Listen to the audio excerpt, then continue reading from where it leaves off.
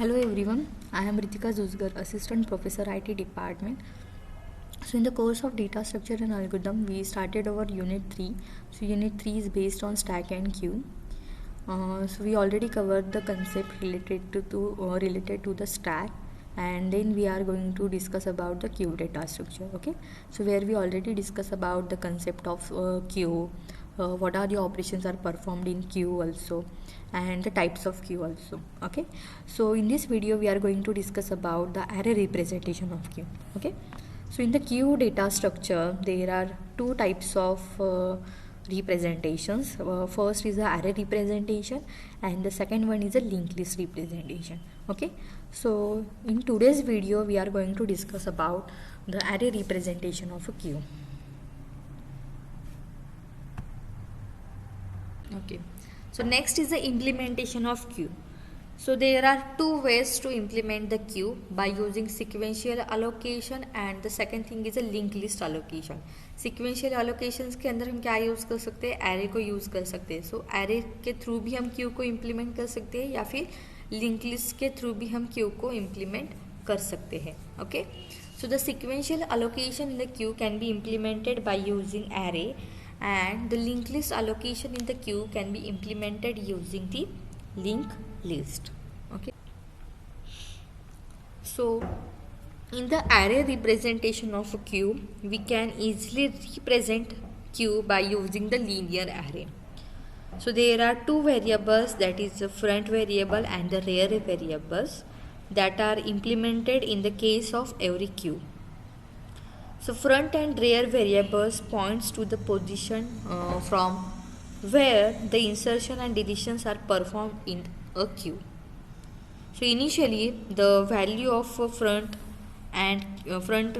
value is a -1 which represent an empty queue. So initially अगर हमारे पास कुछ भी एलिमेंट्स नहीं है एरे के अंदर, ओके, अगर मैं कंसिडर करती हूँ हमारा एरे के अंदर कुछ भी एलिमेंट नहीं है, तो हमारा फ्रंट की वैल्यू क्या हम कंसिडर करेंगे, -1. मीन्स व्हाट, क्यू जो है वो हमारा एम्प्टी है. So array representation of a queue containing the 6 elements along with the respective values of the front end and the rear end. Okay, so see here there are total array size is a 6 starting from 0 to 5. Okay, so n-1 हमने यहाँ पे use किया है. n-1 means what, 0 to 5.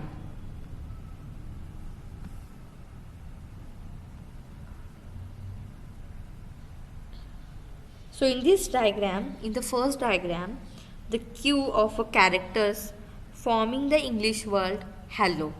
Okay, हमने यहाँ पे inter किया है इंग्लिश वर्ड हेलो. सो इंसर्ट अगर हम यहाँ से कर रहे हैं तो एच को हमने पहले इंसर्ट किया, देन ई को हमने इंसर्ट किया, देन एल को हमने इंसर्ट किया, then again another L and O. So there is no deletion is perform in the queue till now. Okay, so therefore the value of the front remains -1. Okay, हमारा जो front है initially -1 है, और rare हमारा कहाँ पे point करेगा, अगर मैंने इंसर्शन ऑपरेशन किया है तो रेयर हमारा पॉइंट करेगा 4th पोजीशन के ऊपर. ओके, यहाँ पे हमारा रेयर एंड पॉइंट करेगा. The value of rear is increases 1 by 1 here. So 0, rear हमारा 0 था, देन 1 2 3 एंड 4. अगर मुझे नेक्स्ट एलिमेंट अगर यहाँ पे ऐड करना है तो हमारा रेयर कहाँ पे पॉइंट करेगा, 5th पोजीशन के ऊपर पॉइंट करेगा. ओके, बट करेंटली हमारा रेयर कहाँ पे पॉइंट कर रहा है, 4th पोजीशन पे.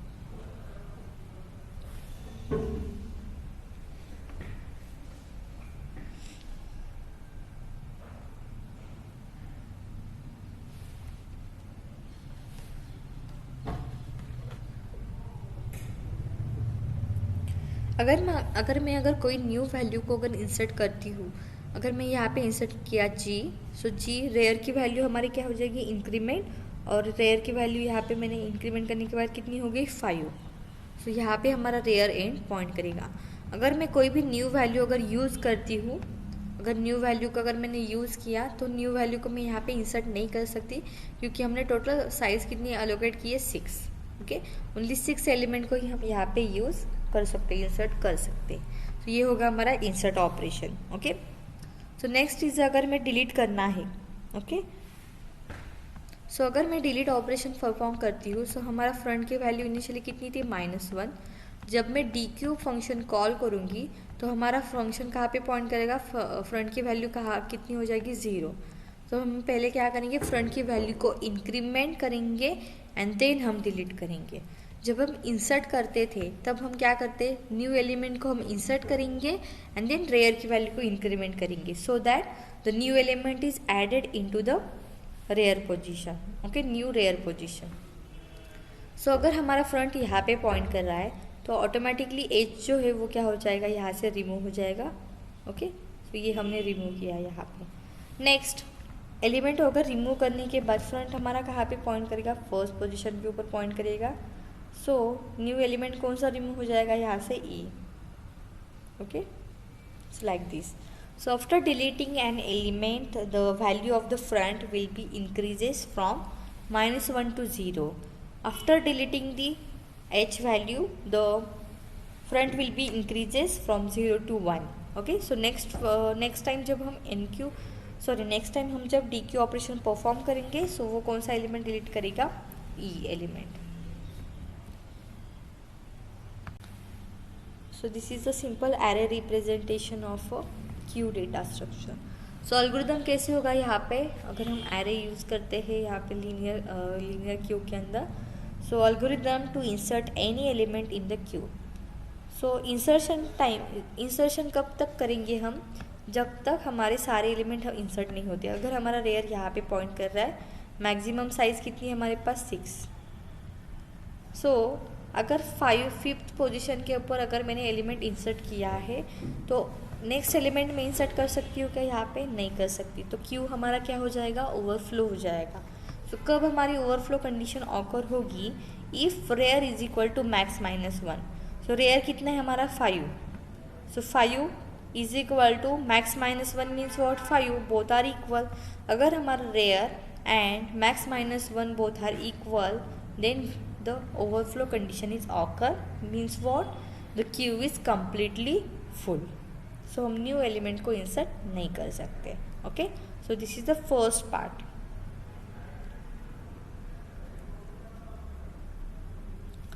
एंड देन सेकेंड केस में हम कब इंसर्ट कर सकते हैं एलिमेंट को।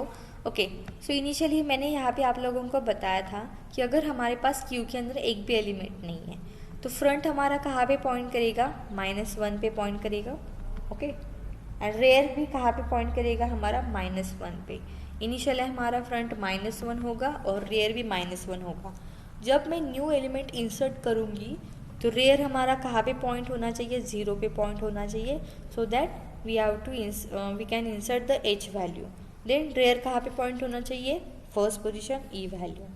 सो यहाँ पे अनदर केस क्या होगी, if front is equal to -1 and rear is equal to -1, set front equal to 0 and rear is also equal to 0। अगर मैं न्यू एलिमेंट को इंसर्ट किया तो फ्रंट की वैल्यू 0 होगी, रेयर की वैल्यू भी 0। अगर मेरा फ्रंट -1 एंड रेयर -1 नहीं है, ओके, सो इनिशियली तो यहाँ पे मेरा एच को मैंने इंसर्ट किया तो ये कंडीशन हमारी सेटिस्फाइड हो जाएगी। बट अगर मैं सेकंड एलिमेंट अगर इंसर्ट करती हूँ तो रेयर की वैल्यू -1 है क्या, नहीं है। फ्रंट तो 0 है बट रेयर -1 नहीं है, तो यहाँ पे रेयर की वैल्यू कितनी है, 0। सो हमें क्या करना है, each and every time rear की वैल्यू को बस इंक्रीमेंट करना है। ओके, सो 0 से कहाँ पे होगा, वो 1, then 2, then 3, then 4 and 5। Okay, and step 3, set queue rear. जो भी रेयर की वैल्यू होगी वहाँ पे हम क्या करेंगे, हमारे नंबर को इंसर्ट करेंगे and then exit. Okay, so this is the simple algorithm to insert an element in the Q.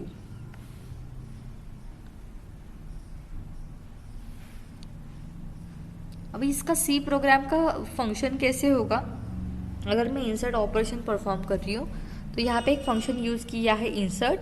हमारे पास एक क्यू होगा, maximum size, then front end, then rear end and एक आइटम वैल्यू। ओके, सो अगर मैं new element को अगर insert करती हूँ तो फर्स्ट मुझे चेक करना है rear +1 is equal to max, और we can also write it as rear is equal to max -1, both the conditions are same. Okay, max -1। So अगर ये कंडीशन अगर सेटिस्फाइड हो रही है तो हमारा जो क्यू है वो फुल है completely, so we have to print here overflow condition is occur. Otherwise हमें क्या करना है, फ्रंट अगर -1 है और रेयर भी -1 है तो दोनों को सेट करना है 0 0 एंड हमारा जो भी न्यू आइटम है वो हम क्या करेंगे, क्यू के रेयर पोजीशन में प्लेस करेंगे। अगर ये कंडीशन सेटिस्फाइड नहीं हो रही है तो एल्स पार्ट में क्या करो, ओनली बस रेयर की वैल्यू इंक्रीमेंट करो एंड जो भी हमारा आइटम है वो रेयर के करंट पोजीशन के अंदर प्लेस करो। Okay, so this is a simple pseudo code for the insertion पर। Then the next is a deletion. अगर मुझे एलिमेंट को डिलीट करना है तो हमें कैसे चेक करने पड़ेंगे कंडीशंस। सो उसके अंदर फर्स्ट स्टेप क्या होगी, इफ फ्रंट इक्वल टू -1 और front is greater than rear then we get the underflow condition. Okay, so see here, अगर इनिशियली हमारा फ्रंट क्या है, -1 है। ओके, हमारा इनिशियली अगर -1 है हमारा फ्रंट, तो अगर मैं कंटिन्यूसली DQ फंक्शन कॉल कर रही हूँ तो एक भी एलिमेंट हमारे पास गिवन नहीं है, तो हमें कंडीशन की ऑकर होगी, यहाँ पे अंडरफ्लो कंडीशन ऑकर होगी। Okay, means Q is a empty. And another case क्या हो सकती है, front is greater than rear. So front is greater than rear कब होगा, सो अगर मैंने यहाँ पे इंसर्ट किया है rear is equal to 5 and front equal to 0, so front की ये वैल्यू मैंने डिलीट की, so front is pointing to the first position. So मैंने अगेन DQ फंक्शन कॉल किया, so front is pointing to the second position. Then again मैंने DQ function call किया, so L delete हो जाएगा, ये भी L डिलीट होगा, 0 delete हो जाएगा एंड G भी डिलीट हो जाएगा। सो यहाँ पे हमारा फ्रंट जो है वो कहाँ पे पॉइंट करेगा, ये वाली पोजीशन में। सेकेंड टाइम जब मैं फिर से फंक्शन कॉल करूँगी DQ, तो फ्रंट हमारा कहाँ पे पॉइंट होगा, 6 पोजीशन में। ओके, तो यहाँ पे हमारा फ्रंट पॉइंट हो जाएगा, बट इसके आगे कोई भी एलिमेंट नहीं है। तो यहाँ पे हो हमारी कंडीशन क्या होगी, front is greater than rear end. Okay, 6 is greater than 5। तो अगर ये कंडीशन हमारी ऑकर होती है, front is greater than rear, then write the underflow condition. क्योंकि हमने सारे एलिमेंट्स अगर डिलीट किए है, ओके, तो क्यू के अंदर एक भी डिलीट एलिमेंट नहीं है, तो फ्रंट हमारा 6 पोजीशन में पॉइंट हो रहा है। So in that case the underflow condition is occur.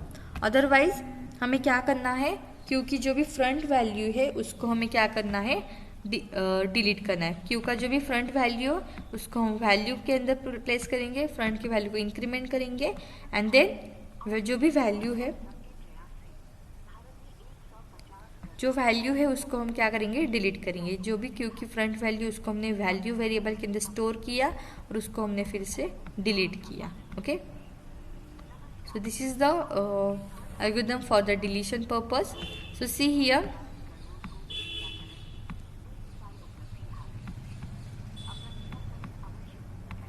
So delete queue हमने यूज किया है यहाँ पे, क्यू देन एक max value, front end and rear end. So first हमें कंडीशन चेक करनी है, फ्रंट हमारा -1 अगर है और फ्रंट की वैल्यू का ग्रेटर देन रेयर है तो print underflow condition, means Q is empty. Else हमें क्या करना है, फ्रंट की जो भी वैल्यू वो y के अंदर प्लेस करेंगे, रिटर्न y करेंगे। And if the front equal to rear, तो हमें क्या करना है, फ्रंट और रेयर को -1 सेट करना है, अदरवाइज फ्रंट की वैल्यू को इंक्रीमेंट करो and return y only. Okay, so if you are using the queue data structure, so the queue is a very easy technique to insert the new element and delete the elements. Okay, so but there are some drawbacks of this technique if you are using the array implementation. Okay, so first is a memory wastage. So the space of the array which is used to store queue elements that can never be reused to store the elements of that queue, because the elements can only be inserted at the front end and element can be only inserted at the rear end and deleted from the front end only. Okay, सो इसके अंदर हम उसको reuse नहीं कर सकते। जैसे मैंने बताया था आप लोगों को, क्यू के अंदर अगर मैं यहाँ पे इंसर्ट किया है एलिमेंट्स, अगर मैं यहाँ से इंसर्शन ऑपरेशन परफॉर्म कर रही हूँ, ओके, तो सी हियर, अगर मैं कंटिन्यूसली यहाँ से इंसर्शन ऑपरेशन परफॉर्म कर रही हूँ, सो रेयर हमारा कहाँ पे होगा 0, देन 1 2 3 4 5, सो लास्ट में हमारा इंसर्ट एलिमेंट कौन सा है 30, सो रेयर हमारा पॉइंट करेगा 7th पोजीशन में। और अगर मैं फ्रंट एंड से अगर डिलीट कर रही हूँ एलिमेंट, तो इनिशियली हमारा फ्रंट कहाँ पे पॉइंट करेगा 0 पे, डिलीट करने के बाद 1 2 3 4 5, ओके। सो नेक्स्ट एलिमेंट मुझे डिलीट करना है 10, जिसकी पोजीशन है 5, ओके। सो इसको हम रीयूज़ नहीं कर सकते हैं, मेमोरी वेस्ट हो जाएगी, जैसे मैंने बताया था आप लोगों को टाइप्स ऑफ क्यू के अंदर, ओके। सो अगर मैं यहाँ पे अगर 40 एलिमेंट को प्लेस करती हूँ, तो रेयर हमारा पॉइंट करेगा यहाँ पे, देन रेयर हमारा पॉइंट करेगा यहाँ पे, जहाँ पे हमारा नेक्स्ट एलिमेंट है 50, ओके। सो बट इंसर्शन तो बस इसी साइड से होता है, डिलीशन ये वाले साइड से होता है, तो मैं न्यू एलिमेंट को यहाँ पे इंसर्ट नहीं कर सकती, ओके। न्यू एलिमेंट को मैं यहाँ पे इंसर्ट नहीं कर सकती, तो वो वाले केस में हम क्या यूज़ कर सकते हैं, सर्कुलर क्यू को यूज़ कर सकते हैं, okay. So this is the drawback of this array implementation, okay. जितने भी नंबर ऑफ हमारे एरे की साइज़ है वो फिक्स होगी, कोई भी न्यू एलिमेंट्स अगर आते हैं तो हम उसको इंसर्ट नहीं कर सकते, ओके। और ये जो फर्स्ट वाले जो भी पोजीशन से ये डिलीट करने के बाद ये सारी मेमोरी हमारी वेस्ट हो जाएगी। And the second thing is